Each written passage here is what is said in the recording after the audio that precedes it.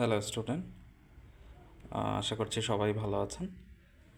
আজকে হচ্ছে আমাদের টেন্স স্ট্রাকচারস যে ভিডিও সেটার পার্ট 3 নিয়ে চলে আসলাম।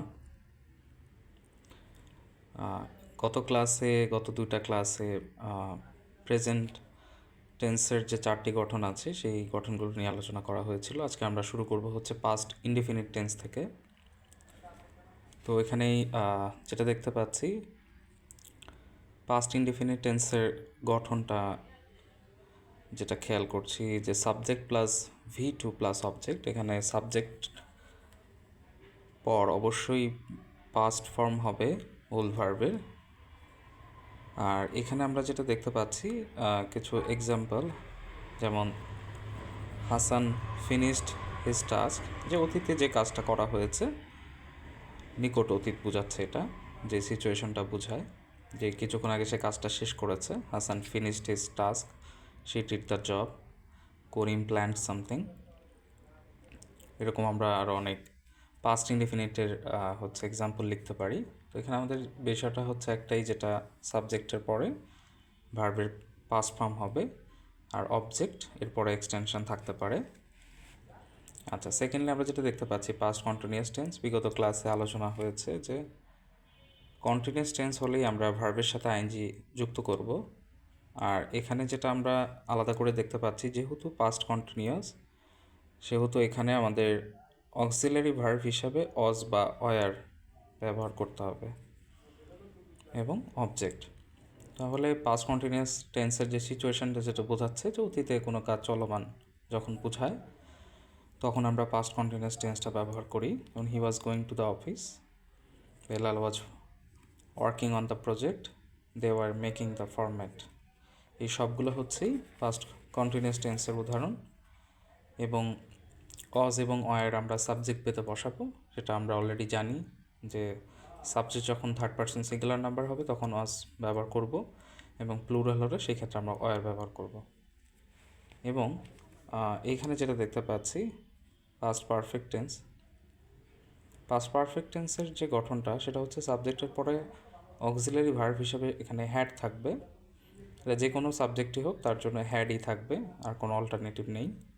সেটা ফার্স্ট পারসন, সেকেন্ড পারসন বা থার্ড পারসন হোক, অক্সিলারি ভার্ব হিসেবে আমরা এখানে হ্যাড বসাবো।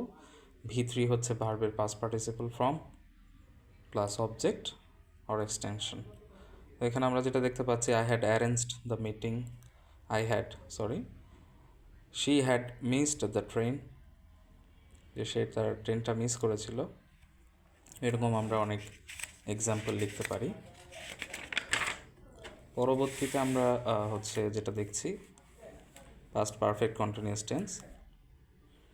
এখানে আমরা সাবজেক্ট প্লাস অক্সিলারি ভার্ব তো হ্যাড হবে যেহেতু পাস্ট কন্টিনিউয়াস, এবং এখানে আমরা অতিরিক্ত যেটা অবশ্যই ব্যবহার করবো সেটা হচ্ছে বিন। আর যেহেতু continuous tense, verb plus ING তো থাকবেই, প্লাস অবজেক্ট। তো এখানে যেটা দেখতে পাচ্ছি, সালাম had been doing the job. এখানে সিচুয়েশন এটাই বোঝাচ্ছে যে অতীতে কোনো একটা কাজ শুরু হয়েছে, এরকম কিছু একটা যেটা বর্তমান চলছে। হ্যাঁ, they had been planning the project. এরকম আমরা আরও অনেক উদাহরণ লিখতে পারি। তারপর আমরা যেটা শুরু করব যেটা হচ্ছে ফিউচার ইনডেফিনিট টেন্স। ফিউচারটা আমরা শুরু করছি। ফিউচার টেন্সের আমরা 4টা স্ট্রাকচার নিয়ে আলোচনা করব। ফিউচার টেন্স এখানে যদি লক্ষ্য করি, সাবজেক্টের পরে অক্সিলারি ভার্ব হিসেবে শেয়াল বা উইল বসাতে হবে। শেয়াল বা উইল কিন্তু মডাল ভার্ব হিসেবে ব্যবহৃত হয়, সেটা ভিন্ন একটা টপিকস, অন্য কোনো ভিডিওতে আলোচনা করা হবে। এবং শেয়াল বা উইলের পরে অবশ্যই আমাদের ভার্বের প্রেজেন্ট ফর্মটা বসবে, বেস ফর্ম যেটা, প্লাস হচ্ছে অবজেক্ট। এটা সিচুয়েশন বা অবস্থাটা কীরকম বোঝায় সময়ের, যে কোনো ক্রিয়া নিকট ভবিষ্যতে সংঘটিত হবে, কাছাকাছি একটা ভবিষ্যৎ বোঝাচ্ছে। He will serve the food, I will go for some time, কিছুক্ষণের জন্য আমি যাব। I shall do the job, আমি কাজটা করব। এরকম হচ্ছে নিকট ভবিষ্যতে কোনো কাজ সংঘটিত হবে সেটা মিন করবে। এবং ফিউচার কন্টিনিউয়াস টেন্স যেটা আমরা দেখতে পাচ্ছি, যে ভবিষ্যতে কোনো ক্রিয়া চলমান থাকবে। এখন যেহেতু ফিউচার, তাহলে আমরা অক্সিলারি ভার্ব হিসেবে শ্যাল বা উইল যুক্ত করব, এবং যেহেতু কন্টিনিউয়াস সেখানে আলাদা করে আমরা শ্যাল বি বা উইল বি মানে আলাদা বি যুক্ত হবে, এটা মনে রাখলেই চলবে আমাদের। এবং যেহেতু কন্টিনিউয়াস, তো অবশ্যই আমরা মূল ভার্বের সাথে আইএনজি যুক্ত করব প্লাস অবজেক্ট। তো এখানে কিছু উদাহরণ দেওয়া হয়েছে, যেমন they will be enjoying the party, I will be waiting for you, আমি তোমার জন্য অপেক্ষা করতে থাকবো, এরকম একটা অর্থ বোঝাচ্ছে। এবং আমাদের আরও দুইটা যে স্ট্রাকচার রয়েছে, যেমন ফিউচার পারফেক্ট টেন্স, এটা কোন সিচুয়েশনে বা সময়কাল আমরা ব্যবহার করি? ভবিষ্যতে কোনো ক্রিয়া সম্পন্ন হবে বিশেষ কোনো পয়েন্ট, মানে কোনো লক্ষ্য বা সীমার আগ পর্যন্ত। যেমন she will have finished cooking by 8 PM, সে 8টার মধ্যে রান্না শেষ করবে। ভবিষ্যতে একটা কাজ সম্পন্ন হবে, কিন্তু একটা নির্দিষ্ট সময় বা লক্ষ্যের পর্যন্ত বা ওই সময়ের আগে। I will have graduated by next year. আর যেহেতু এটা ফিউচার পারফেক্ট, আমরা সাবজেক্টের পরে শ্যাল বা উইল তো থাকবেই, এবং এখানে আমরা হ্যাভ ব্যবহার করব। এটা যে কোনো সাবজেক্টের জন্য শ্যাল বা উইলের পরে আমরা হ্যাভ ইউজ করব।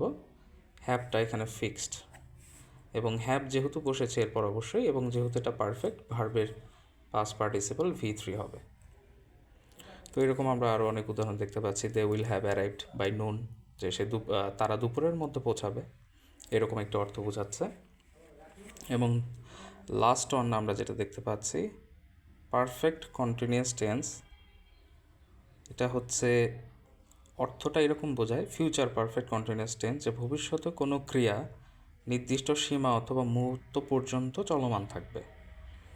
যেমন এটার স্ট্রাকচারটা হচ্ছে, এটা সাবজেক্ট প্লাস শ্যাল উইল তো থাকবেই, আর যেহেতু এটা পারফেক্ট কন্টিনিউয়াস, তাহলে আমাকে খেয়াল রাখতে হবে হ্যাভ বিন হবে এখানে। এখানে যেমন হ্যাভ হয়েছিল, এখানে ফিক্সড হ্যাভ বিন, যে কোনো সাবজেক্টের জন্যই হ্যাভ বিন। আর এটা যেহেতু কন্টিনিউয়াস, ভার্বের সাথে তো মূল ভার্বের সাথে আইএনজি যুক্ত থাকবে plus object.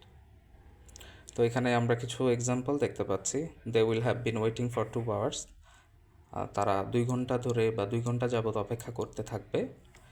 I shall have been studying for 6 hours tonight, আমি আজকে রাতে 6 ঘন্টা ধরে পড়তে থাকবো। She will have been working here for a year, সেখানে 1 বছর ধরে কাজ করতে থাকবে। এটা হচ্ছে ভবিষ্যতে কোনো একটা নির্দিষ্ট একটা লক্ষ্য বা সীমা পর্যন্ত কোনো একটা কাজ চলমান থাকবে, এরকম একটা সিচুয়েশানে আমরা ফিউচার পারফেক্ট কন্টিনিউয়াস টেন্স ব্যবহার করব। তো হচ্ছে আজকের এই ভিডিওতে আমাদের যে টেন্সের স্ট্রাকচারসগুলো আছে সেগুলো নিয়ে আলোচনা করা হয়েছে। ভিডিওটি ভালো লাগলে অবশ্যই লাইক করে দিবেন এবং চ্যানেলটি সাবস্ক্রাইব করবেন। ধন্যবাদ সবাইকে।